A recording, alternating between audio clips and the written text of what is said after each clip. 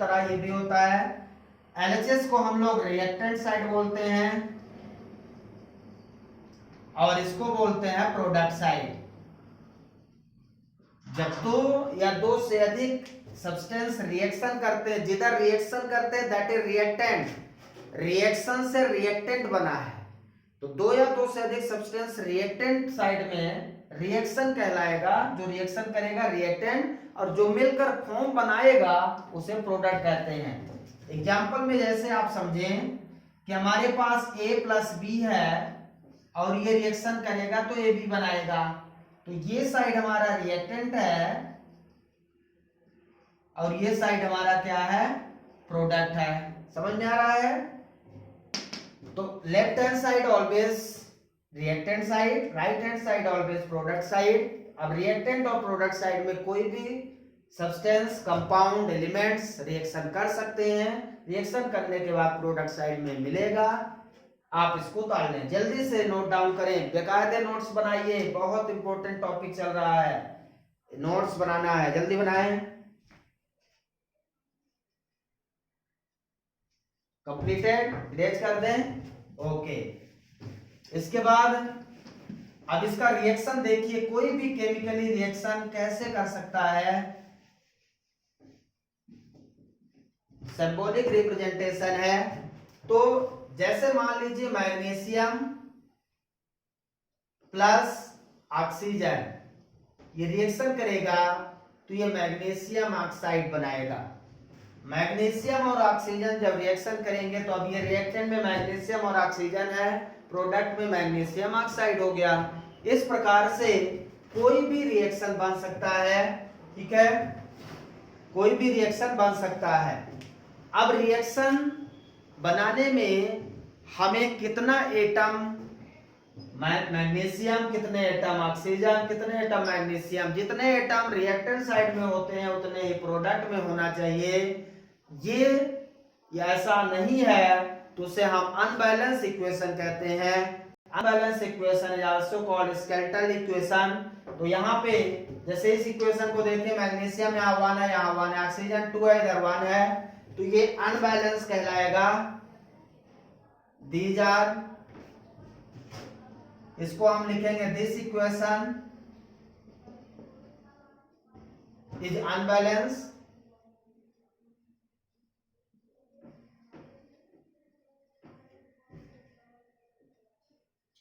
Hence, unbalanced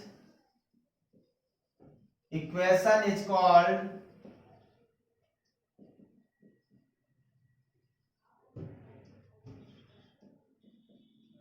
ध्यान रखिए skeletal equation. जो अनबैलेंस इक्वेशन है उसको क्या कहते हैं हम लोग, skeletal equation.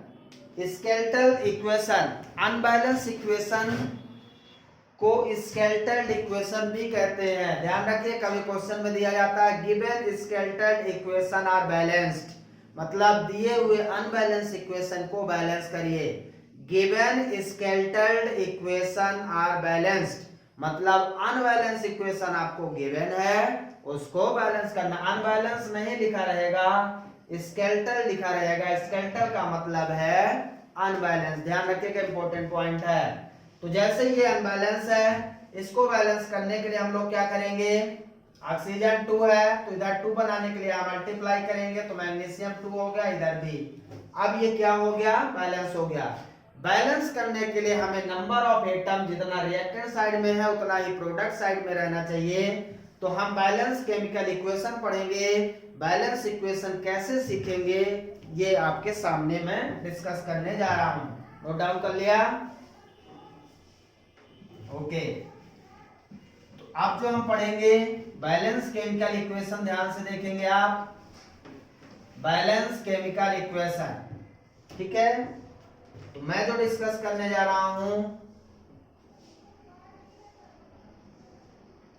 Balanced chemical equation.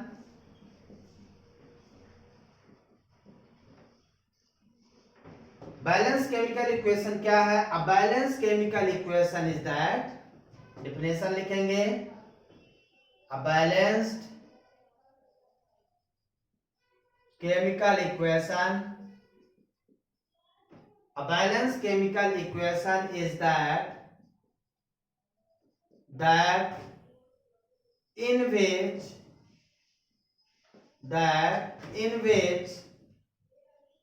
the total number of atom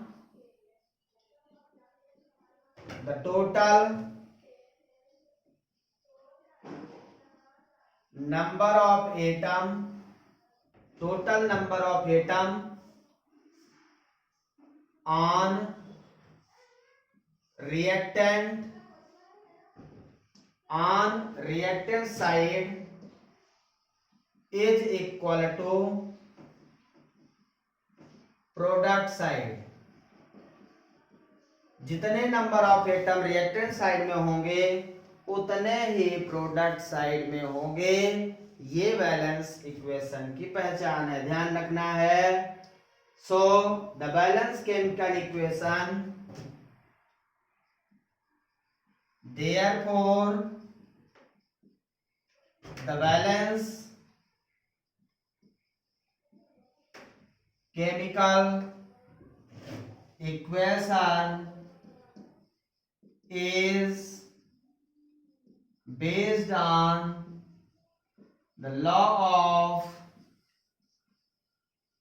conservation of mass. So this is important point. Therefore the balanced chemical equation is based on law of conservation of mass. law of conservation of mass पे depend करता है. लिख ले यहाँ पे, बहुत important point आपने लिखा है. Balance chemical equation is based on, हमेशा आ सकता है पेपर में. Balance equation is based on, तो आपको लिखना है law of conservation of mass. किस पे बेस्ड रहता है ये? Law of conservation of mass पे बेस्ड रहता है. तो इंपॉर्टेंट पॉइंट है, लिख लें. अब ये कंजर्वेशन ऑफ मास क्या होता है, law of conservation of mass क्या होता है, इसको हम डिस्कस करेंगे. Law of conservation of mass देखिए क्या होता है. Law of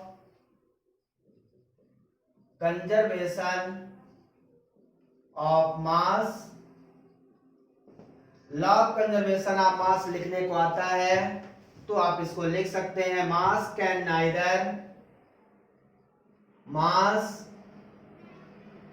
neither be created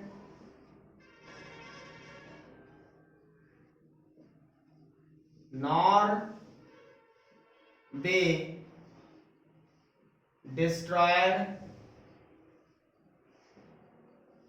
Neither be created nor be destroyed during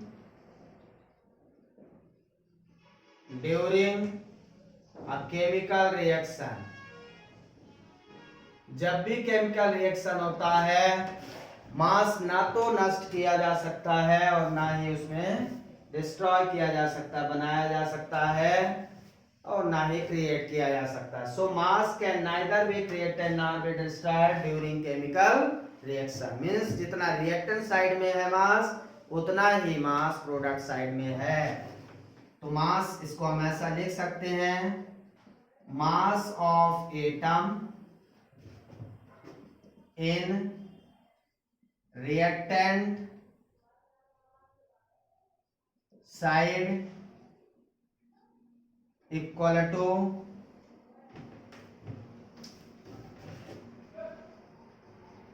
mass of atom in reactant side equal to mass of atom in product side. जितना reactant side में मास है उतना ही product side में. कहने का मतलब एग्जांपल से इसको समझें. जैसे मैंने यहाँ पे हाइड्रोजन प्लस ऑक्सीजन लिख दिया है, तो इसको हम बैलेंस करेंगे. H2O हो गया. Hydrogen plus oxygen H2O। अब देखिए इतने किधर, इधर कितने हाइड्रोजन है 2, इधर कितने हाइड्रोजन है 2, कितने ऑक्सीजन है 2, इधर कितने हैं 1। कैसे हम अब बैलेंस करेंगे हमें ये सीखना है। बहुत इजी है, मैं आपको इतना ट्रिकी बता दूंगा कि आप एक लाइन में आप तुरंत कोई भी इक्वेशन को बता देंगे कि बैलेंस है कि नहीं। बस ध्यान से देखिएगा, 3-4 मिनट में आप कोई भी इक्वेशंस आपके सामने अभी देखिए बैलेंस कर लेंगे। ज्यादा से ज्यादा आपको बैलेंस करने में 1 मिनट का समय लगेगा। कैसे बैलेंस करना है, 2 हाइड्रोजन 2 बैलेंस है 2 ऑक्सीजन, इसको 2 बनाने के लिए 2 का मल्टीप्लाई करेंगे। ध्यान दीजिए यहाँ O2 कभी नहीं लिख सकते आप, आपको जो भी बैलेंस करना है मल्टीप्लाई यहाँ पे करेंगे, यहाँ पे करेंगे, यहाँ पे करेंगे, यहाँ पे कुछ नहीं कर सकते। 2 का मल्टीप्लाई जैसे ही किया तो हाइड्रोजन 2 2 जा 4 हो गया, तो यहाँ 2 मल्टीप्लाई कर लीजिए। सो दिस इज द बैलेंस। कितना समय लगेगा आपको बैलेंस करने में, 1 मिनट भी नहीं लगेगा। बस आपको देखना है और बैलेंस कर देना। बस ये देखना है रिएक्टेंट साइड में जितने एटम है उतने ही प्रोडक्ट साइड में होना चाहिए, तो मास इक्वल हो जाएगा। आइए कुछ बैलेंस इक्वेशन हम सीखते हैं और आप अच्छे से देखिएगा, आप खुद कहेंगे कि सर हाँ ये तो 1 मिनट भी नहीं लगता है, आपको 1 मिनट भी नहीं लगेगा, ये मेरी गारंटी है। तो आप इसको हम सॉल्व करेंगे, 2-4 एग्जांपल करते हैं, आप लोग घर में प्रैक्टिस करेंगे, कोई भी अनबैलेंस इक्वेशन आपसे बन जाएगा। बस ध्यान रखना है। एग्जांपल हम कई सारे लेते हैं। सबसे पहला एग्जांपल है, मान लीजिए एक चीज ध्यान रखना है, यहाँ पे जो भी इक्वेशन हम लिखेंगे उसको हम स्टेट के साथ लिखेंगे, मीन्स वो किस स्टेट में रहता है। जैसे सोडियम है तो सोडियम हमारा किस स्टेट में रहता है, सॉलिड स्टेट में, यह स्टेट को रिप्रेजेंट करता है। हम इक्वेशन को कैसे लिखते हैं ये हमें सीखना होगा। तो इक्वेशंस की स्टेट होती हैं, कौन कौन सी स्टेट होती हैं, तो यहाँ पे हम इक्वेशन को जो लिखेंगे वो स्टेट के फॉर्म में लिखेंगे। यहां पे लिखेंगे राइट द इक्वेशन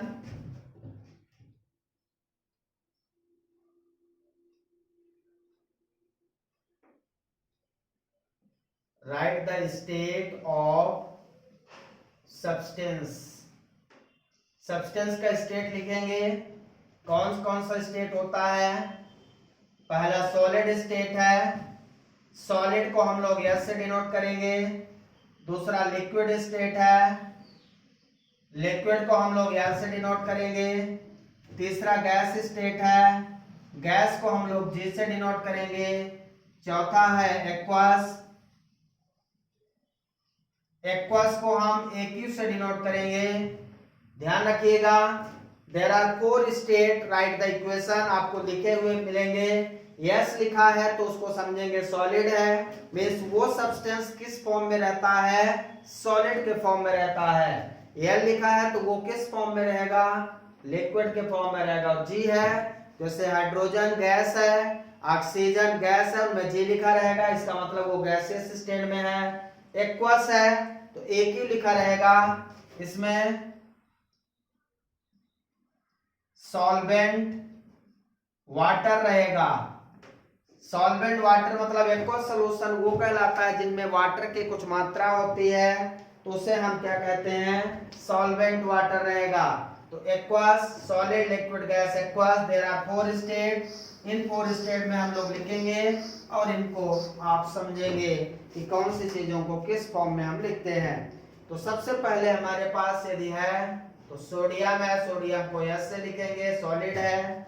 सोडियम किससे रिएक्शन करता है, मान लीजिए हम इसको वाटर से रिएक्शन करवाते हैं, सोडियम को वाटर से रिएक्शन करवाते हैं H2O, तो H2O लिक्विड है।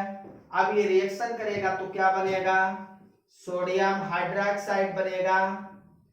सोडियम हाइड्रोक्साइड एक्वस फॉर्म होता है, ये ध्यान रखना है, प्लस हाइड्रोजन गैस रिलीज होगी। अब आपको चेक करना है कि क्या ये बैलेंस है कि अनबैलेंस है। तो सोडियम यहाँ 1 है, यहाँ 1 है, बैलेंस है। हाइड्रोजन यहाँ 2 है, यहाँ 2 और यहाँ 3, 2 + 1 3। इस साइड में हाइड्रोजन देखें ये 2 और 1 3 है, जबकि इधर 2 ही है। ऑक्सीजन इधर देखिए 1 है, इधर 1 है। तो केवल हाइड्रोजन अनबैलेंस है, बाकी सब बैलेंस है। लेकिन बैलेंस करते समय जो बैलेंस है भी वो भी अनबैलेंस हो सकते हैं, तो हमें उनको बैलेंस करना रहेगा, ध्यान रखना है। तो हाइड्रोजन यहाँ पे 2 + 1 3 है, सोडियम 1 है। इसको बैलेंस करने के लिए हम यहाँ पे 2 का मल्टीप्लाई करें। जैसे 2 का मल्टीप्लाई करेंगे हाइड्रोजन 2 + 2 4 हो जाएगा। तो यहाँ पे भी 2 का मल्टीप्लाई कर देंगे तो 4 हाइड्रोजन हो गया। ऑक्सीजन इधर 2 है, ऑक्सीजन इधर 2 है। सोडियम 2 हो गया अनबैलेंस, तो इसको भी 2 कर लीजिए। अब ये बैलेंस हो गया है। चेक कर लीजिए कितना इजी है, आपको 1 मिनट भी नहीं लगेगा बैलेंस करने में। बस एटम देखना है, इधर कितने एटम है उतने ही इधर होने चाहिए, ये ध्यान रखना। आइए एक दूसरा बैलेंस करते हैं, आपको समझ में आएगा। जैसे हमने लिखा है यहाँ पे C2H6, ये एथेन है, ethane gas, methane, ethane, propane, ये गैस होती हैं, plus oxygen gas O2 reaction करेंगे तो यहाँ पे क्या बनेगा आपका CO2 plus H2O। CO2 gas है, कार्बन डाइऑक्साइड स्टेट लिख लीजिए, और H2O हमारा लिक्विड है, स्टेट आप लिखते जाइए। बैलेंस करिए, जल्दी ट्राई करिए, 1 सेकंड के अंदर बताइए जल्दी से। आया क्या बैलेंस किया आपने, ध्यान से देखिए। यदि यहाँ 2 है, यहाँ कार्बन 2 है, यहाँ कार्बन 1 है, इधर ऑक्सीजन 2 है, इधर ऑक्सीजन 2 और 1 3 है, इधर हाइड्रोजन 6 है, इधर हाइड्रोजन 2 है।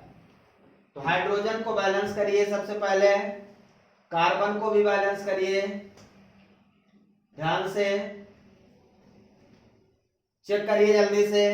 मैं बैलेंस करता हूं, तो यहाँ पे हम 4 का मल्टीप्लाई कर दें तो 4 कार्बन हो गया, तो यहाँ पे 2 का मल्टीप्लाई कर लीजिए, 4 कार्बन हो गया।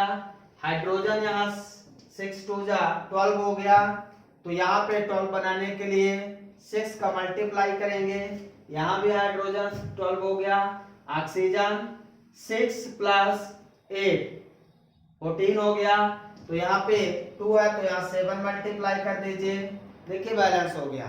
कितना इजी है बैलेंस करना, बहुत इजी है। आइए दूसरा देखें। आयरन सॉलिड स्टेट में होता है, H2O लिक्विड से रिएक्शन करेगा तो क्या बनाएगा, Fe2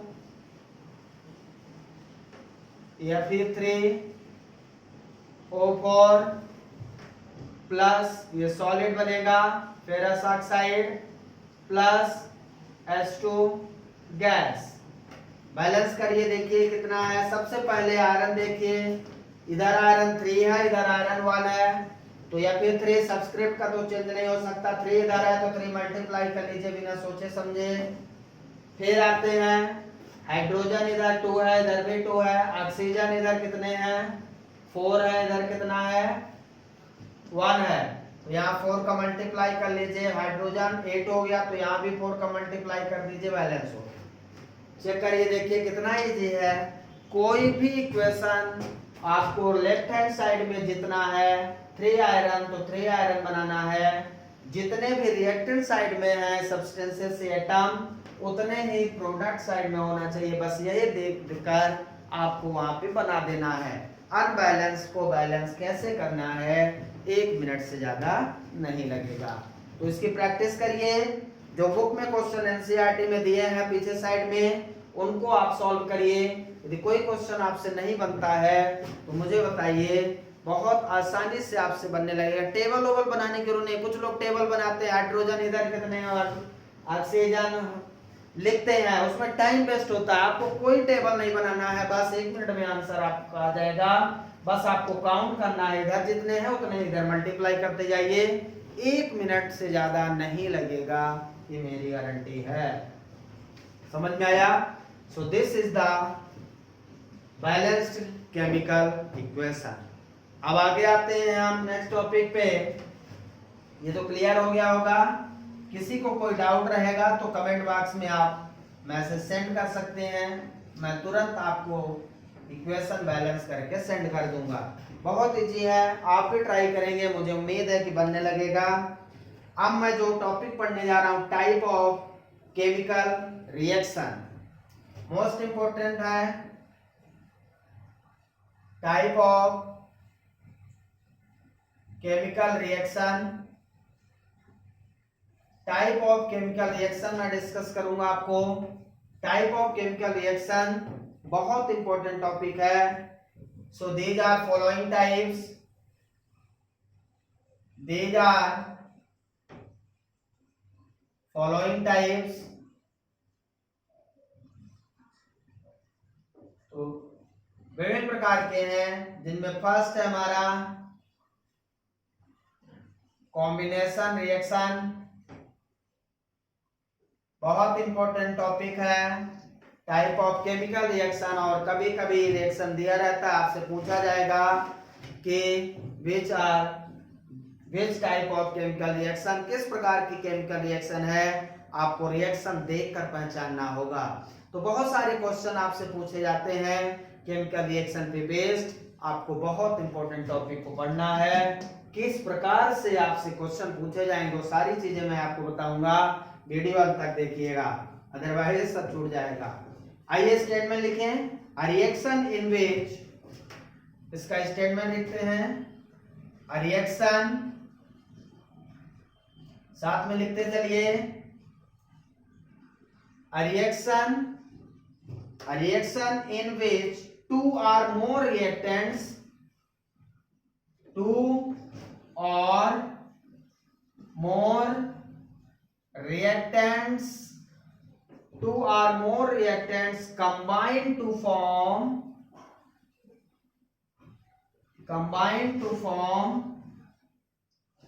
a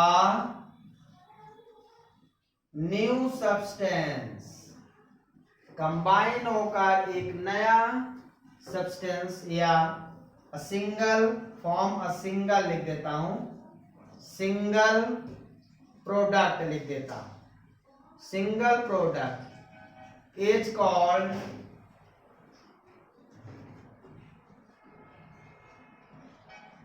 combination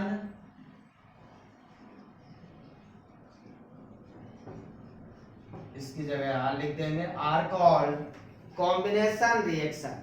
combination reaction जैसा एग्जांपल से A प्लस बी हमारे पास है, ये दो रिएक्टेंट हैं, दोनों कंबाइन होकर AB बनाएंगे।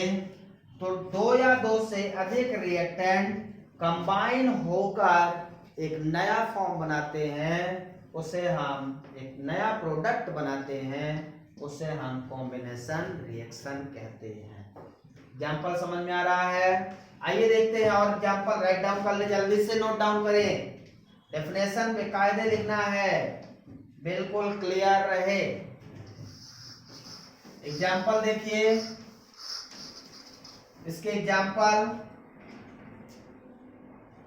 कोई भी एग्जाम्पल ले सकते हैं। मैग्नीशियम सॉलिड स्टेट है, ऑक्सीजन गैसियस स्टेट है, रिएक्शन करेगा। दो यहाँ पे सब्सटेंस है, रिएक्टेंट दो है, तो ये रिएक्शन करेंगे, मैग्नीशियम ऑक्साइड बनाएगा सॉलिड स्टेट। तो यहाँ बैलेंस को अनबैलेंस कर लीजिए, 2 मल्टीप्लाई, देखिए बन गया। कितना इजी है, हाइड्रोजन गैस है प्लस ऑक्सीजन गैस है, हाइड्रोजन गैस ऑक्सीजन गैस के साथ रिएक्शन करेगी तो बनाएगा H2O लिक्विड। दो यहाँ पे बैलेंस कर लीजिए, तो ये बैलेंस हो गया। इस प्रकार से कोई भी रिएक्शन आप बैलेंस कर सकते हैं। बर्निंग ऑफ कोल है, बर्निंग ऑफ कोल, कोल मतलब कोयला, कोयला मतलब कार्बन। तो कार्बन सॉलिड स्टेट में रहता है, किसके साथ ये बर्न करेगा, ऑक्सीजन गैस के प्रेजेंस में। ऑक्सीजन की प्रेजेंस में कार्बन जब बर्न होगा तो कार्बन डाइऑक्साइड गैस रिलीज होगी। अब देखें इस प्रकार से यहाँ पे दो सब्सटेंस या दो एटम या दो रिएक्टेंट रिएक्शन करते हैं तो एक सिंगल प्रोडक्ट बनाते हैं। बैलेंस है कि अनबैलेंस है? बैलेंस है। इस प्रकार से कोई भी दो या दो से अधिक सम एक रिएक्टेंट साइड में दिखते हैं, प्रोडक्ट में एक सिंगल दिखता है, तो समझ जाइए कि वो कॉम्बिनेशन रिएक्शन है। क्लियर है? किसी कोई डाउट? बहुत इंपॉर्टेंट है, बहुत इजी भी है, आप इसको नोट डाउन कर लें, जल्दी से नोट डाउन करें, बहुत इजी है, कोई प्रॉब्लम नहीं है, केमिस्ट्री के मास्टर बन जाएंगे आप। इस प्रकार से सेकेंड रिएक्शन हमारी है डीकंपोजिशन। डीकंपोजिशन रिएक्शन नाम से ही समझ में आता है, डीकंपोज होना मतलब कोई चीज टूट जाना, स्प्लिट हो जाना। तो एक बड़ा कंपाउंड जब दो या दो से अधिक फॉर्म में स्प्लिट होगा, ब्रेक डाउन होगा, उसे हम डीकंपोज कहते हैं। ठीक है, तो जैसे कॉम्बिनेशन में जुड़ता था उसी तरह डीकंपोजिशन में टूटेगा। तो कॉम्बिनेशन करने के बाद उसको डिकम्पोज कर दे तो आपको वही रिएक्टेंट मिल जाएगा, रिवर्स ऑफ कॉम्बिनेशन रिएक्शन। तो यहाँ पे स्टेटमेंट सबसे पहले लिखेंगे कि डिकम्पोजिशन रिएक्शन क्या है? अ reaction in which single reactant a reaction in which a single reactant a reaction in which a single reactant break down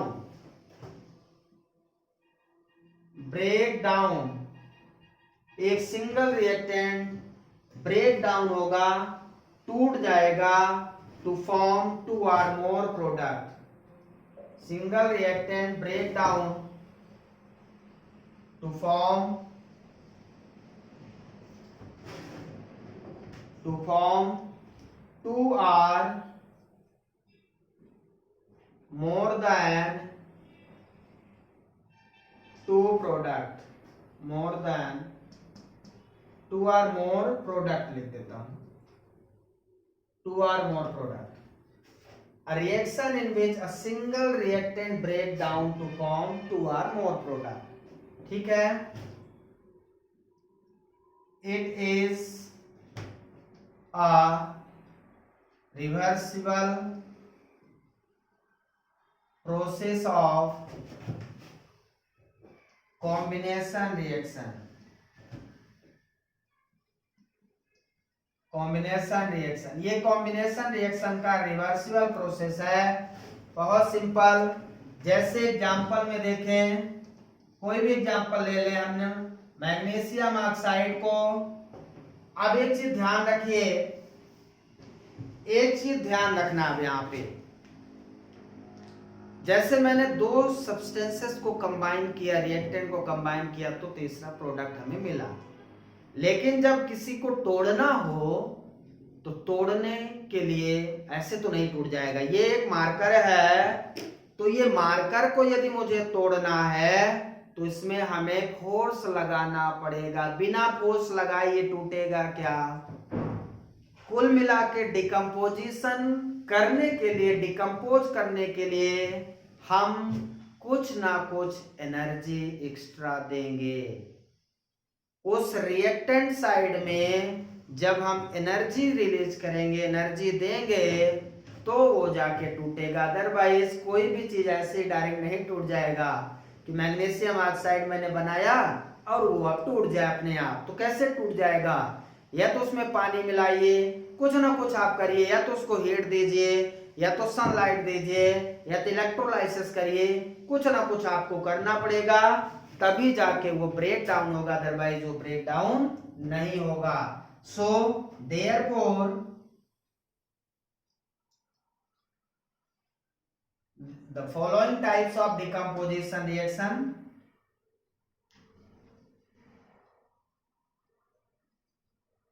लिख सकते हैं there are three types of decomposition reaction.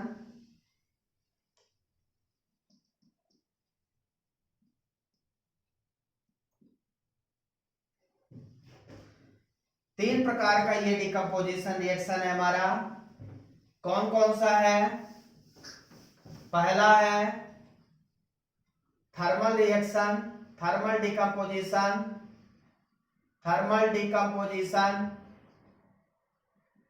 हम लोग एक कंपाउंड को तोड़ने के लिए हीट देते हैं।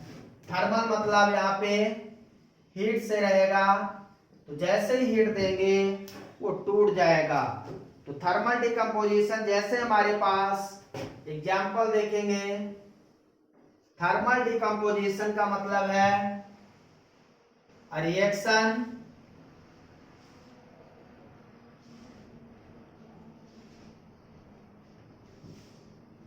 which are break a compound, लिख देता हूं, compound which are break in two or more product in the presence of heat. ध्यान रखिए, हीट को एनर्जी भी कहते हैं, मतलब हीट एनर्जी का एक फॉर्म है। तो हीट के रूप में हम एनर्जी देंगे।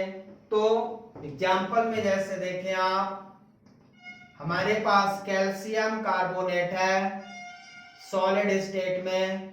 कैल्शियम कार्बोनेट एक सिंगल प्रोडक्ट है। जब इसको हम हीट करेंगे, जो भी प्रेजेंस होगा ध्यान रखिए वो हमेशा यहाँ लिखेंगे ऊपर। हीट के प्रेजेंस में जब इसको हम कैल्शियम कार्बोनेट को गर्म करेंगे तो calcium oxide plus carbon dioxide, calcium oxide solid plus carbon dioxide gas के रूप में रिलीज हो जाएगा। चेक कर लीजिए, बैलेंस है। ये कैल्शियम एक, ऑक्सीजन यहाँ 3 है, तो 2 1 3, कार्बन 1, बैलेंस है। इस प्रकार से कैल्शियम ऑक्साइड डायरेक्ट डिकम्पोज नहीं होगा, ध्यान रखना है बेटा, क्योंकि कैल्शियम ऑक्साइड को ब्रेक करने के लिए हमें हीट देना ही पड़ेगा। बिना हीट दिए ये ब्रेक नहीं हो सकता है। तो वेरी इंपॉर्टेंट एग्जांपल है, आपको ध्यान रखना है कि जब हम हीट देंगे तभी ये ब्रेक होगा। लिख लेंगे इसको। इसी तरह से फेरस सल्फेट को हम हीट करें, फेरस जैसे एग्जांपल हमारे पास FeSO4 सॉलिड स्टेट है, इसको हम हीट करेंगे। जैसे हीट करेंगे तो Fe2O3 solid state plus SO2 gaseous state plus SO3 gaseous state में ब्रेक हो जाएगा। तो इसको बैलेंस करने के लिए यहाँ पे 2 का मल्टीप्लाई कर लीजिए। तो जैसे ही फेरस सल्फेट को हम हीट करेंगे वैसे ही वो ब्रेक हो जाएगा। इंपॉर्टेंट एग्जांपल पूरा का पूरा लिखिए अच्छे से, जल्दी से।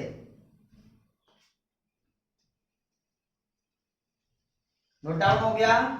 तो कैल्शियम कार्बोनेट को हीट किया, calcium oxide plus carbon dioxide, ferrous sulphate को हीट किया, ferrous oxide plus sulphate, sulphur dioxide, sulphur trioxide, sulphur dioxide, sulphur trioxide gas release होगी। बहुत इंपॉर्टेंट एग्जांपल आप लिख रहे हो। ऐसी बहुत सारे एग्जांपल है, एक एक दो दो एग्जांपल करेंगे। फिर सेकंड नंबर इसमें आता है थर्मल डिकम्पोजिशन के बाद इलेक्ट्रोलाइसिस। इलेक्ट्रोलाइसिस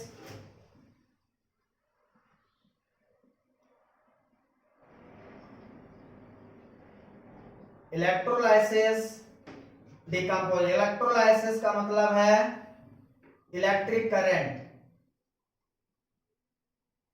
इलेक्ट्रिक करंट मतलब जब हम किसी कंपाउंड को इलेक्ट्रिक करंट प्रोवाइड करेंगे, a compound which are break into or more product in the presence of electric current.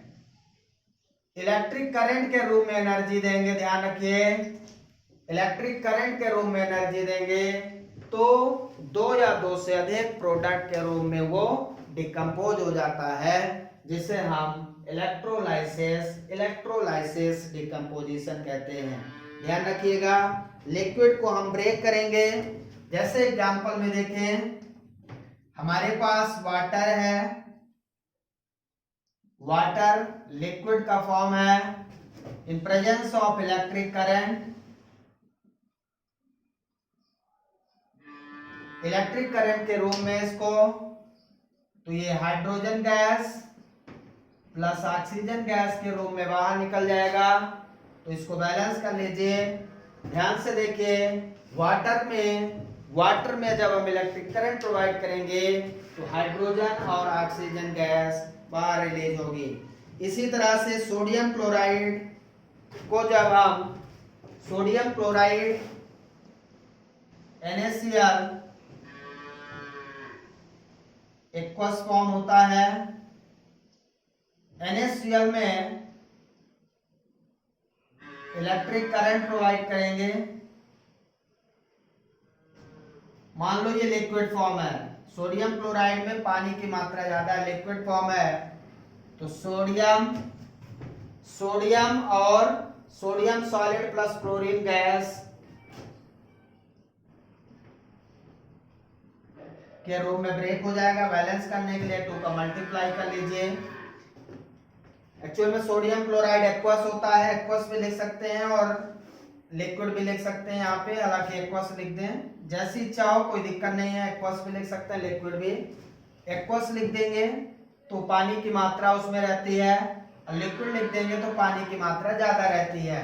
तो पानी में से सोडियम और क्लोरीन अलग अलग हो जाएगा, ऐसा भी लिख सकते हैं।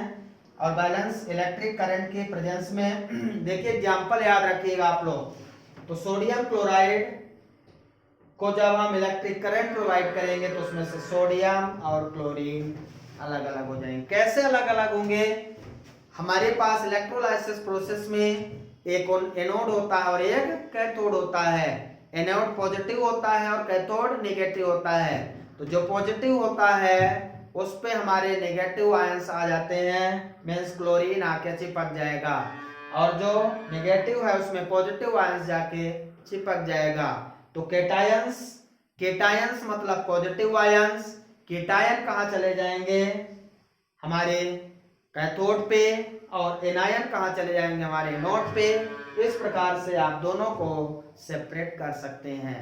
बहुत इंपॉर्टेंट मेथड है, कैसे कर सकते हैं उसके लिए हम electrolysis process, electrode means anode और कैथोड, एक बीकर में, कंटेनर में हम डाल देते हैं लिक्विड फॉर्म में, और वो फिर दोनों अलग अलग हो जाते हैं। एग्जाम्पल समझ में आया बेटा? किसी कोई प्रॉब्लम है एग्जाम्पल में? तो ऐसे कई सारे एग्जाम्पल आप कर सकते हैं। फिर थर्ड नंबर की हम बात करेंगे। थर्ड नंबर हमारा है, थर्ड नंबर है फोटोलाइसिस। फोटोलाइसिस, फोटो का मतलब होता है सनलाइट, फोटो का मतलब होता है सनलाइट। तो a compound which are break into or more product in the presence of sunlight, sunlight के रूप में एनर्जी देंगे in the presence of sunlight, तो दैट इज कॉल्ड फोटोलाइसिस। तो जो हम देते हैं उसके हिसाब से, हमने पहले हीट दिया थर्मल डिकम्पोजिशन, हमने इलेक्ट्रोलाइसिस इलेक्ट्रिक करंट दिया इलेक्ट्रोलाइसिस प्रोसेस, अब हम सनलाइट देंगे तो क्या कहलाएगा? ये फोटोलाइसिस। फोटो मतलब सनलाइट होता है। तो ये एग्जांपल लिखेंगे, सिल्वर क्लोराइड को हम ब्रेक करेंगे, सिल्वर AgCl सॉलिड फॉर्म में है, इसको हम सनलाइट प्रेजेंट देंगे। यदि हम सनलाइट देते हैं तो सिल्वर सॉलिड फॉर्म और क्लोरीन गैस फॉर्म अलग अलग हो जाती हैं। इस प्रकार से सिल्वर क्लोराइड को जब हम सनलाइट देंगे तो वो अलग अलग हो जाएगा। बैलेंस कर लीजिए इसको। अब ये बैलेंस हो गया। तो एग्जाम्पल भी ध्यान रखना आपको। सिल्वर क्लोराइड को सनलाइट प्रोवाइड करेंगे तो सिल्वर सॉलिड अलग हो जाएगा और क्लोरीन गैस अलग हो जाएगी। इसी तरह से सिल्वर ब्रोमाइड को सनलाइट देंगे, सिल्वर ब्रोमाइड AgBr, इसको हम सनलाइट देते हैं तो सिल्वर आपका अलग हो जाएगा, Br2 गैस। इस प्रकार से इसको बैलेंस कर लीजिए। तो सनलाइट के प्रेजेंस में इस प्रकार आप इनको ब्रेक कर सकते हैं। ब्राउन कलर का और ये ब्राउन कलर का हो जाएगा। तो एग्जाम्पल भी ध्यान रखेंगे। सिल्वर क्लोराइड और सिल्वर ब्रोमाइड को सनलाइट देंगे, जैसे सनलाइट देंगे सिल्वर और ब्रोमीन गैस अलग हो जाएंगे। ध्यान रखना example most important. So this is the decomposition reaction. Decomposition reaction are three types. First, thermal decomposition, electrolysis decomposition and photolysis decomposition. ध्यान रखना है, बहुत इंपॉर्टेंट टॉपिक आप पढ़ रहे हैं। इसके बाद थर्ड नंबर रिएक्शन जो हमारी है, बहुत इंपॉर्टेंट रिएक्शन है। थर्ड नंबर रिएक्शन जो हमारी है वो है डिस्प्लेसमेंट रिएक्शन। डिस्प्लेसमेंट रिएक्शन आपको समझना पड़ेगा कि क्या है डिस्प्लेसमेंट रिएक्शन।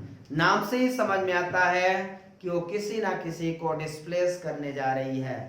तो डिस्प्लेसमेंट रिएक्शन में किसी सब्सटेंस को जब हम एक सब्सटेंस को दूसरे सब्सटेंस से डिस्प्लेस कर देते हैं उसे हम डिस्प्लेसमेंट रिएक्शन कहते हैं। अब यहाँ पे सवाल ये उठता है कि कौन किसको डिस्प्लेस करेगा। ठीक है, जैसे दो लोग कुश्ती लड़े तो उसमें से जीतता वही है जो अच्छा जानकार हो, जिसमें अच्छी ताकत हो, मोर स्ट्रेंथ हो, मोर स्टेबल हो, तो वो दूसरे को लेस स्टेबल को क्या करता है, हरा देता है, बीट कर देता है। सेम उसी प्रकार से यहाँ पे सब्सटेंसेस में भी, एलिमेंट्स में भी कुछ ऐसे एलिमेंट होते हैं जो more reactive elements less reactive elements को रिप्लेस कर देंगे। तो जो ज्यादा रिएक्टिव है कम रिएक्टिव वाले को भगा देगा, भागो यहाँ से। रिएक्टिविटी सीरीज इसीलिए मेटल की रिएक्टिविटी सीरीज कहलाती है। मेटल की रिएक्टिविटी सीरीज के अकॉर्डिंग ही कौन किसको डिस्प्लेस करेगा ये आपको ध्यान रखना है। तो इनकी रिएक्टिविटी सीरीज आपको याद रखना पड़ेगा। रिएक्टिविटी सीरीज जब तक नहीं याद होगी तब तक कुछ नहीं बनेगा। तो रिएक्टिविटी सीरीज मैं यहाँ पे नोट डाउन करूंगा, आप लोग रिएक्टिविटी सीरीज लर्न कर लीजिए। बिना रिएक्टिविटी सीरीज का कुछ नहीं बनेगा। तो रिएक्टिविटी सीरीज में यहाँ पे लिखेंगे रिएक्टिविटी सीरीज ऑफ मेटल। हालांकि ये चीज आपको अगले चैप्टर में भी मिलेगा। तो रिएक्टिविटी सीरीज ऑफ मेटल पहले लिख लीजिए कौन मोर रिएक्टिव है।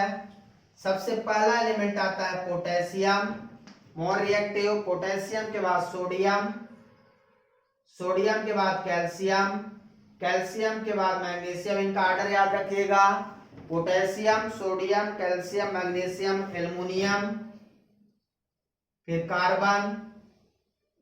कार्बन हमारा है एल्युमिनियम का, zinc, iron, tin, zinc, iron, tin, Sn, zinc, iron, tin याद रखिएगा। Lead, Pb। इसके बाद आता है hydrogen, copper, silver. Hydrogen,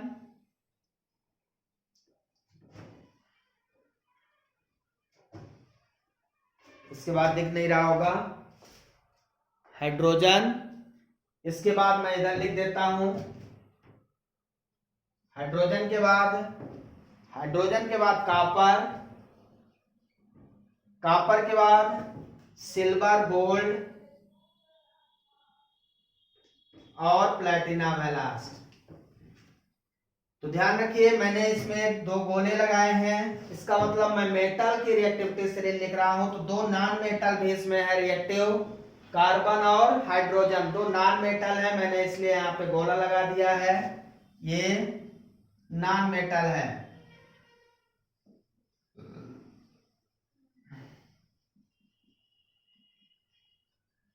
non metal. अब इसकी ये मोस्ट रिएक्टिव है, ये क्या है, most reactive, reactivity series decrease होगी, सबसे कम लेस्ट रिएक्टिव होगा,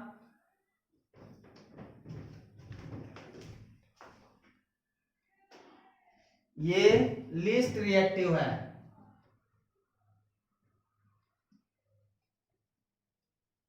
ध्यान रखना है, मोस्ट रिएक्टिव मतलब जो सबसे ऊपर है, पोटेशियम सबसे ज्यादा रिएक्टिव है, उससे कम सोडियम, कैल्शियम और कम, मैग्नीशियम और कम, एल्युमिनियम और कम, उससे कम।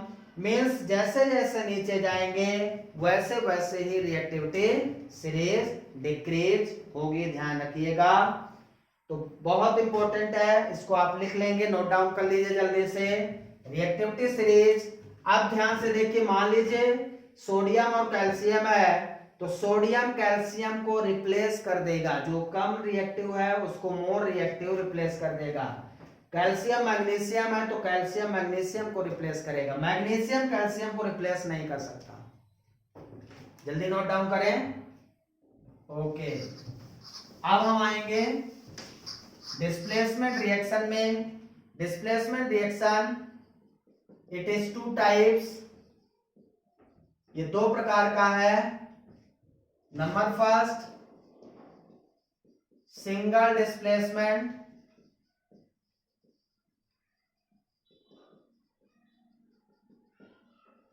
ये 2 प्रकार का है, सिंगल डिस्प्लेसमेंट रिएक्शन। अब सिंगल डिस्प्लेसमेंट रिएक्शन का स्टेटमेंट हमें लिखना पड़ेगा कि सिंगल डिस्प्लेसमेंट रिएक्शन क्या है। तो सिंगल डिस्प्लेसमेंट रिएक्शन में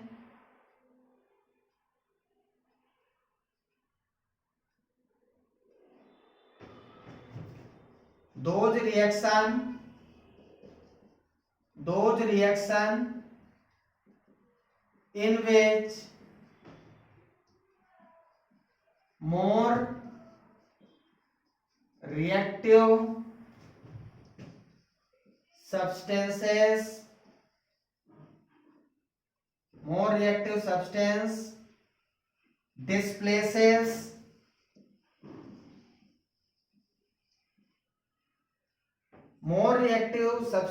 displaces less reactive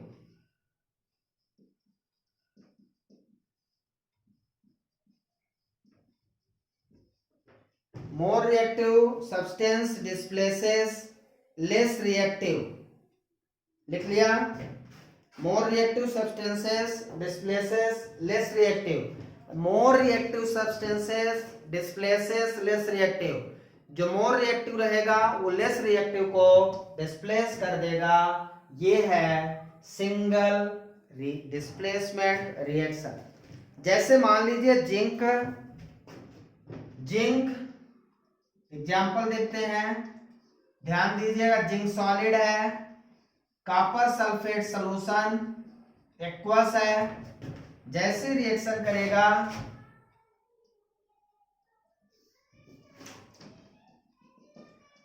zinc solid है, कॉपर सल्फेट सॉल्यूशन एक्वस है, रिएक्शन करेगा तो अब ध्यान दीजिए रिएक्टिविटी सीरीज में जिंक ऊपर है कॉपर नीचे है, जिंक ऊपर है कॉपर नीचे है, तो जिंक क्या करेगा, कॉपर को यहां से हटाएगा और कहेगा तुम इधर आओ, मेरी जगह से हट जाओ, क्योंकि जिंक मोर रिएक्टिव है।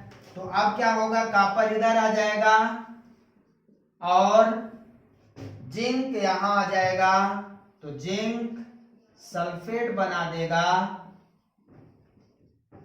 कॉपर यहां लेस रिएक्टिव है, इसलिए ये यहां से डिस्प्लेस हो जाएगा। मोर रिएक्टिव जिंक है, यहां आ जाएगा। यही है सिंगल डिस्प्लेसमेंट रिएक्शन, मतलब एक। और एक चीज ध्यान रखिए, इस रिएक्शन में एक हमेशा एलिमेंट सब्सटेंस रहेगा, दूसरा कंपाउंड रहेगा। कंपाउंड मतलब कॉपर सल्फेट। जब दो या दो से अधिक चीजें मिलकर बनती हैं कंपाउंड होता है। ये सिंगल है, इसलिए यहाँ पे सिंगल डिस्प्लेसमेंट रिएक्शन है। तो यहाँ जिंक सिंगल रहेगा। इसी तरह मान लीजिए आयरन रिएक्शन करता है, सॉलिड है, कॉपर सल्फेट के साथ। अब बताइए क्या बनेगा, जल्दी से बताएं। आयरन मोर रिएक्टिव है देन कॉपर। यदि आयरन मोर रिएक्टिव है तो कॉपर को डिस्प्लेस कर देगा। तो यहां पे क्या आ जाएगा, copper plus iron sulphate aqueous. Clear है, समझ में आ रहा है? बहुत इजी है, इसको समझना है। यदि आप इसको नहीं समझ पाते हैं तो फिर टफ हो जाएगा। बहुत इजी है। मोर रिएक्टिव वाला एलिमेंट्स हमेशा लेस रिएक्टिव को डिस्प्लेस करेगा। मान लीजिए गलती से मैं यहां कॉपर लिख देता हूं और यहां जिंक सल्फेट। ध्यान दीजिए, मान लो मैं ऐसा लिखता हूं, copper sulphate plus zinc sulphate. अब क्या कॉपर जिंक को डिस्प्लेस कर पाएगा? नहीं कर पाएगा। क्यों? क्योंकि जिंक ऑलरेडी मोर रिएक्टिव है और यहाँ पे कंपाउंड के साथ जुड़ा हुआ है। अब कॉपर तो उसको डिस्प्लेस कर नहीं सकता, नो चेंज। तो ध्यान रखिएगा, कौन किसको डिस्प्लेस कर सकता है, ये चीज आपको ध्यान रखना पड़ेगा। पता चला यहाँ पे जिंक सल्फेट लिखा और यहाँ कॉपर, फिर भी आप डिस्प्लेस कर रहे हो, संभव नहीं है। तो कौन डिस्प्लेस हो सकता है, ये चीज हमें ध्यान रखना पड़ेगा। एग्जाम्पल समझ में आया बेटा? किसी कोई डाउट हो पूछ सकता है। बहुत इजी एग्जाम्पल है, पहचानना भी आना चाहिए कि सिंगल डिस्प्लेसमेंट रिएक्शन है कि डबल डिस्प्लेसमेंट रिएक्शन।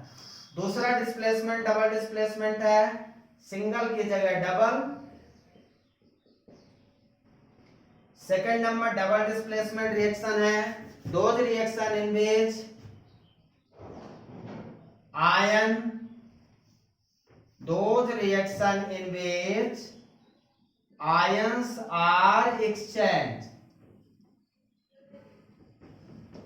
ऐसा रिएक्शन जिनमें आयन एक्सचेंज होते हैं और यहाँ पे ये दोनों कंपाउंड में रहेगा, तो आयन एक्सचेंज होंगे, उनको हम क्या कहेंगे, डबल डिस्प्लेसमेंट रिएक्शन। जैसे barium sulphate, barium sodium sulphate, barium chloride. Na2 example देखिए, sodium sulphate aqueous sodium sulphate plus barium chloride, BaCl2 aqueous है। पीछे से लिखता हूं, sodium sulphate plus barium chloride reaction करेगा, आयंस एक्सचेंज होंगे, ये इसकी जगह ये इसकी जगह, आपस में एक्सचेंज हो जाएंगे। इनमें रिएक्टिविटी से मतलब नहीं, इनको आपस में इंटरचेंज हो जाना है। तो यहाँ पे ये सोडियम यहाँ चला जाएगा, बैरियम यहाँ, तो यहाँ बन जाएगा बैरियम सल्फेट प्लस सोडियम यहाँ जाएगा, तो ट्वाइस ऑफ NaCl। तो आयन एक्सचेंज, सिंगल डिस्प्लेसमेंट और डबल डिस्प्लेसमेंट में क्या डिफरेंस दिखा? यहाँ पे दोनों कंपाउंड है, ध्यान रखिएगा। वहां पे एक एलिमेंट था सिंगल में, यहाँ दोनों कंपाउंड हैं। जब दोनों कंपाउंड रहेंगे तो वो केवल और केवल आयन एक्सचेंज करेंगे। समझ में आया क्या? अब इसके बाद सिल्वर नाइट्रेट सोडियम ब्रोमाइड से रिएक्शन करेगा। सिल्वर नाइट्रेट AgNO3 एक्वस है। सिल्वर नाइट्रेट किससे रिएक्शन करेगा? सोडियम ब्रोमाइड से। NaBr, silver nitrate. तो यहां से एलिमेंट आयन एक्सचेंज होंगे, आयन एक्सचेंज होंगे तो क्या बनेगा, silver AgBr, silver bromide sodium nitrate.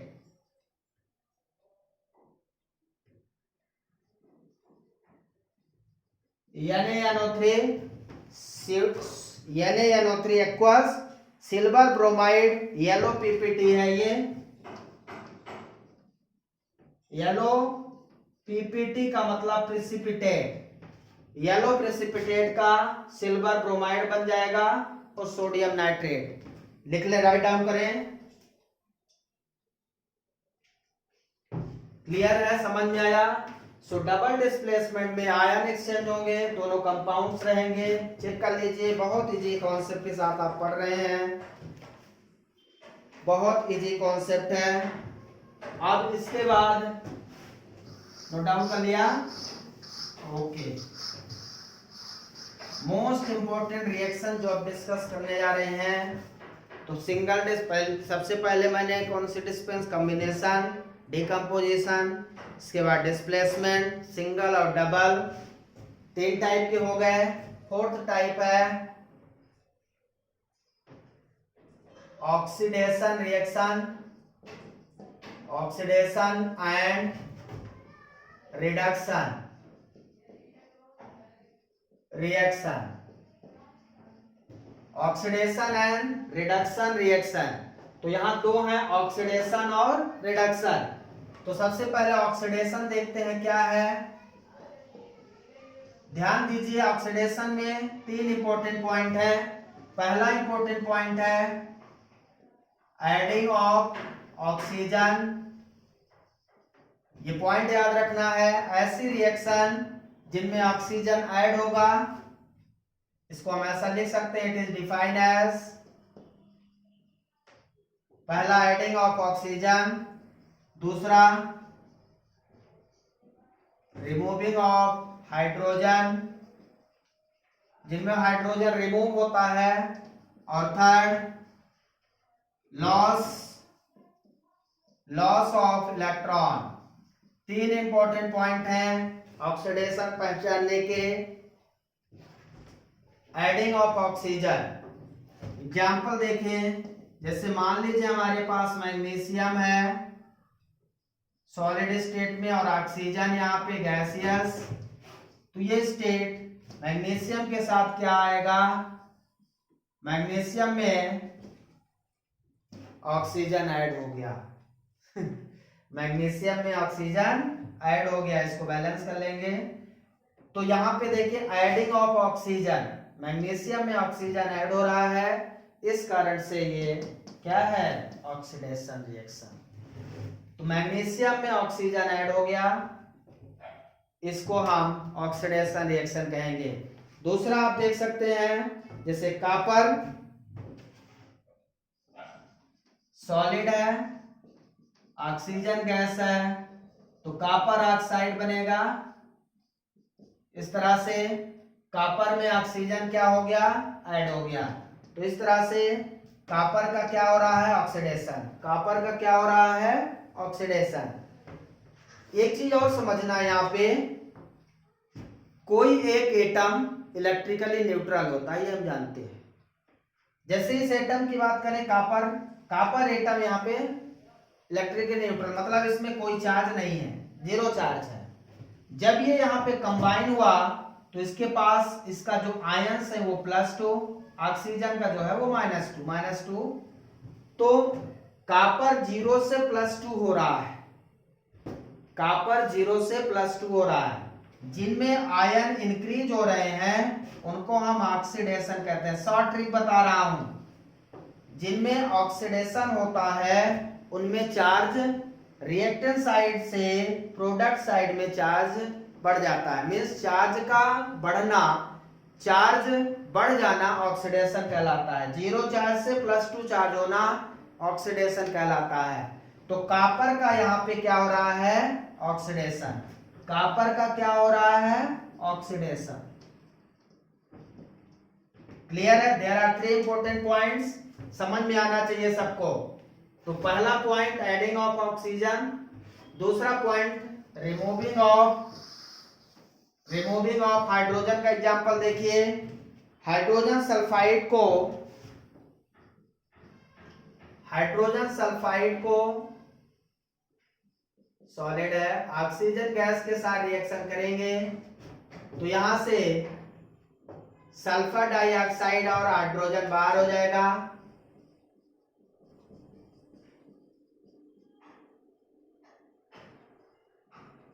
Check कर लीजिए, SO2 हाइड्रोजन बाहर हो गया। यहां पे आप देख सकते हैं हाइड्रोजन यहां से क्या हुआ है, रिमूव हुआ। सल्फर से हाइड्रोजन क्या हुआ, रिमूव हुआ।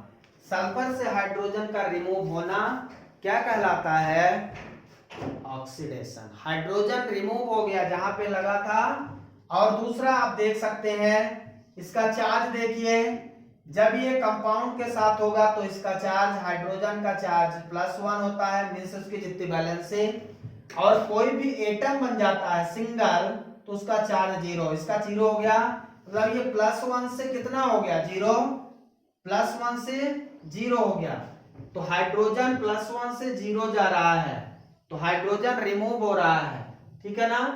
हाइड्रोजन क्या हो रहा है, रिमूव हो रहा है। तो इसको हम रिडक्शन भी कहते हैं, हाइड्रोजन का रिमूव होना रिडक्शन। सल्फर क्या हो रहा है यहाँ पे देखें, सल्फर यहाँ पे कितना है, SO2। तो हाइड्रोजन का रिडक्शन बाहर होना क्या कहलाता है, ऑक्सीडेशन। क्या कहलाता है, तो ये दूसरा पॉइंट रिमूविंग ऑफ हाइड्रोजन, ये क्या रिएक्शन है, ऑक्सीडेशन। तीसरा लॉस ऑफ इलेक्ट्रॉन। मान लीजिए हमारे पास जिंक है, अब क्या होगा, जिंक +2 आयन कंटेन करेगा और +2 इलेक्ट्रॉन बाहर रिलीज करेगा। तो यहां से जिंक से 2 इलेक्ट्रॉन निकल गए, 2 इलेक्ट्रॉन क्या हो गए, बाहर निकल गए। तो इलेक्ट्रॉन का बाहर निकलना क्या कहलाता है, लॉस ऑफ इलेक्ट्रॉन। ये भी ऑक्सीडेशन, ये भी ऑक्सीडेशन, ये भी oxidation. So this is the oxidation reaction. Clear है, किसी को कोई डाउट है, क्या है ये, ऑक्सीडेशन रिएक्शन। बता दें, नोट डाउन कर लीजिए जल्दी से, बहुत इंपॉर्टेंट है। इसके बाद रिडक्शन है, रिडक्शन रिएक्शन, ऑक्सीडेशन के बाद रिडक्शन। रिडक्शन में हम लोग क्या करते हैं, पहला इट इज डिफाइंड एज, पहला पॉइंट क्या है इसका, क्या डिफाइन होगा,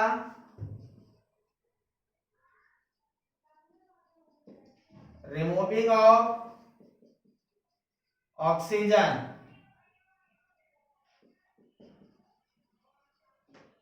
एडिंग ऑफ हाइड्रोजन, जस्ट उल्टा हो जाएगा, गेन ऑफ इलेक्ट्रॉन। तो यहां पे बहुत इंपॉर्टेंट पॉइंट आपने लिखा है, पहला रिमूविंग ऑफ ऑक्सीजन। ऑक्सीजन किस प्रकार से रिमूव होगा रिडक्शन में, तो कोई भी एग्जांपल हम ले लें, ऑक्सीजन का रिमूव होना, जैसे मैग्नीशियम ऑक्साइड हमारे पास है, इससे क्या होगा, मैग्नीशियम ऑक्सीजन गैस रिमूव हो गई। मैग्नीशियम ऑक्साइड में से ऑक्सीजन का रिमूव होना, ये क्या है, रिडक्शन है। अब आप यहाँ चार्ज भी देख सकते हैं, मैग्नीशियम पे +2 चार्ज है और यहाँ पे 0 है। +2 चार्ज से 0 होना रिडक्शन कहलाता है। चार्ज ज्यादा से कम होना रिडक्शन कहलाता है। ये एटम है इसलिए इसका चार्ज 0 रहेगा, ठीक है। कोई भी आप एग्जांपल देख सकते हैं, सोडियम में हाइड्रोजन ऐड कर दें,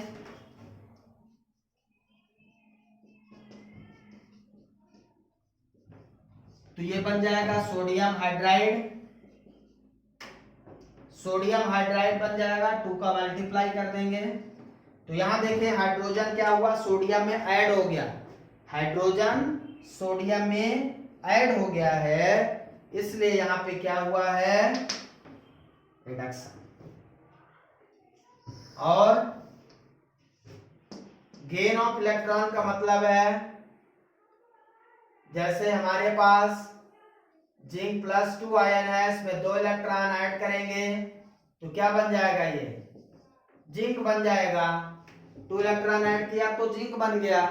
कोई भी ऐसे आप बना सकते हैं, कॉपर +2 आयन है, 2 इलेक्ट्रॉन ऐड किया तो क्या बन जाएगा, ये कॉपर बन जाएगा। सोडियम है, उसके पास +1 आयन होगा तो प्लस आयन, इसका मतलब इसमें 1 इलेक्ट्रॉन ऐड करेंगे तो ये सोडियम ने 1 इलेक्ट्रॉन गेन किया, सोडियम बन गया, तो गेन ऑफ इलेक्ट्रॉन कहलाया है। सो this is the oxidation and reduction. Note down कर ले अच्छे से।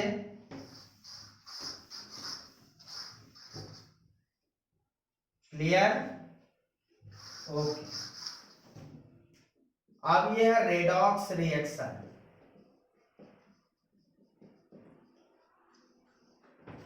रेडॉक्स रिएक्शन का मतलब the reaction in which oxidation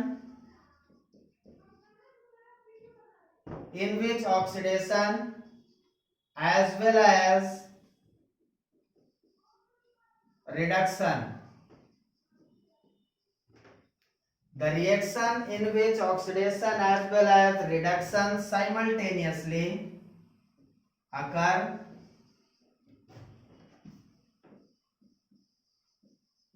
occurs simultaneously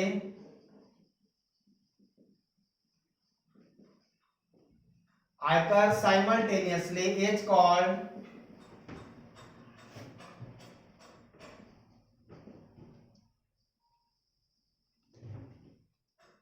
redox reaction.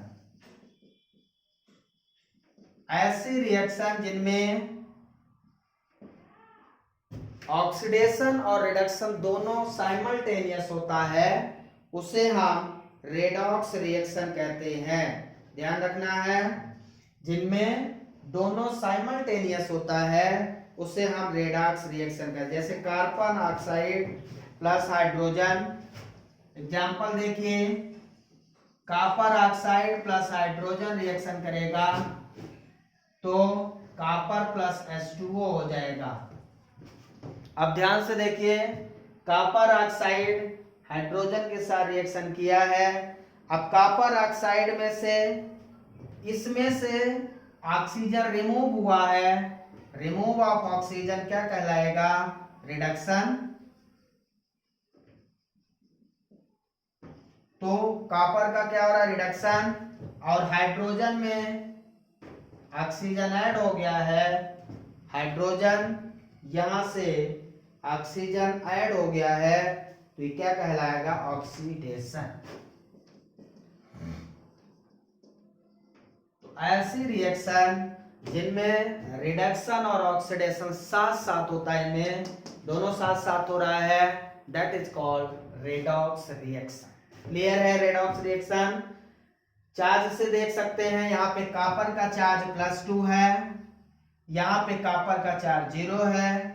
+2 से 0 होना मतलब अधिक से कम होना रिडक्शन। हाइड्रोजन का चार्ज यहाँ 0 है, यहाँ हाइड्रोजन का चार्ज +1 है, 0 से +1 होना बढ़ जाना मतलब ऑक्सीडेशन। जिनका ऑक्सीडेशन होता है, यहाँ कॉपर का रिडक्शन हो रहा है। कॉपर का क्या हो रहा है, यहाँ ऊपर लिखता हूं, ध्यान से देखिए, बहुत इंपॉर्टेंट पॉइंट। कॉपर का क्या हो रहा है, रिडक्शन, और हाइड्रोजन का क्या हो रहा है, ऑक्सीडेशन। दो इंपॉर्टेंट पॉइंट हैं, ऑक्सीडाइजिंग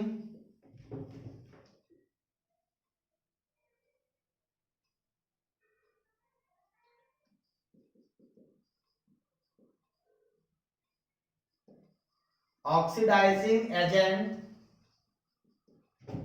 यहां पे itself reducing, oxidizing agent are those itself reducing, oxidizing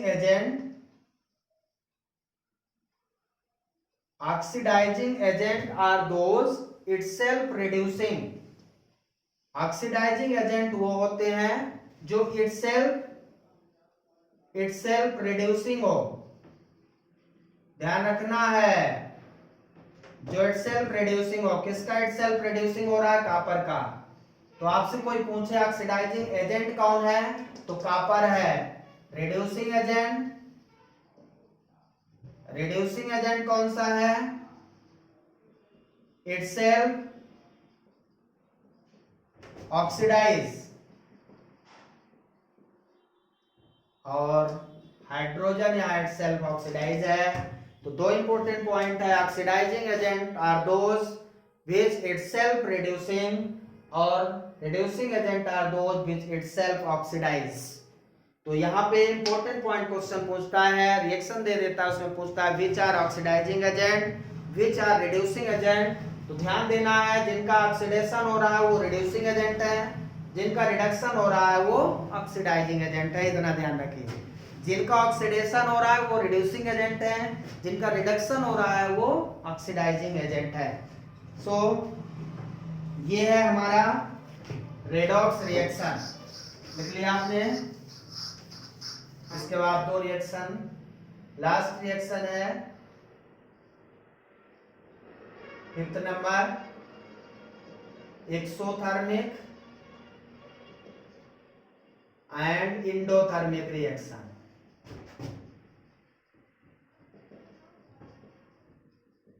exothermic and endothermic reaction, सबसे पहले हम एक्सो की बात करेंगे। एक्सोथर्मिक रिएक्शन, एक्सो का मतलब होता है आउट, थर्मिक का मतलब होता है हीट। जिन रिएक्शन में हम डेफिनेशन लिखेंगे, those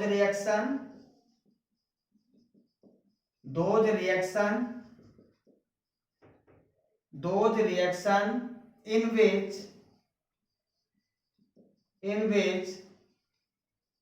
heat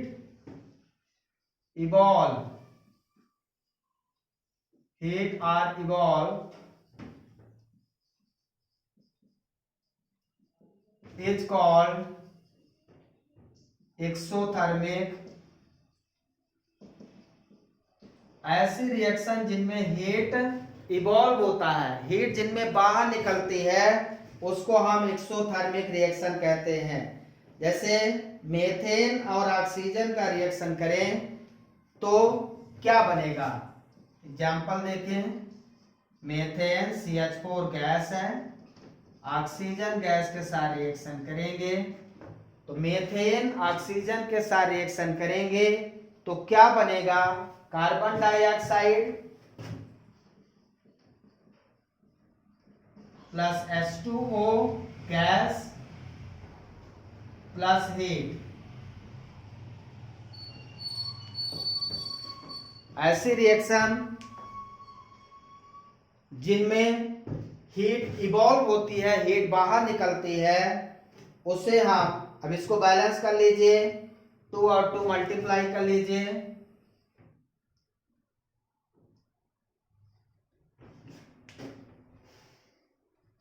ऐसी रिएक्शन जिनमें हीट बाहर निकलती है उसे हम एक्सोथर्मिक रिएक्शन कहते हैं। ये इसकी पहचान है, ध्यान रखिएगा। बर्निंग ऑफ मैग्नीशियम रिवन, मैग्नीशियम और ऑक्सीजन रिएक्शन करेंगे तो मैग्नीशियम ऑक्साइड, मैग्नीशियम और ऑक्सीजन रिएक्शन करेंगे तो यहां से मैग्नीशियम ऑक्साइड बनेगा, एक लेयर बनेगी प्लस हीट रिलीज होगा। ऐसी रिएक्शन जिनमें during the chemical reaction product side में हीट इवॉल्व होगी, इवॉल्व मतलब बाहर निकलेगी, उसे हम एक्सोथर्मिक रिएक्शन कहेंगे। ध्यान रखना है, एग्जाम्पल के साथ समझना है। क्लियर है, कोई डाउट? ओके। इसके बाद endothermic,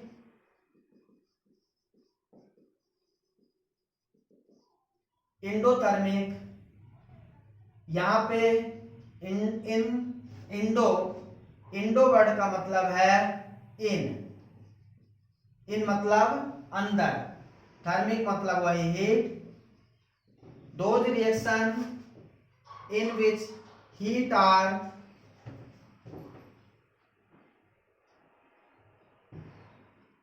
absorbed is called endothermic reaction। Heat absorb करेगा तो उसे हम एंडोथर्मिक रिएक्शन कहेंगे। एग्जाम्पल के साथ देखेंगे इसको, जैसे मर्क्यूरिक ऑक्साइड है HgO को हीट देंगे तो वो मरकरी और ऑक्सीजन में ब्रेक हो जाएगा। मर्क्यूरिक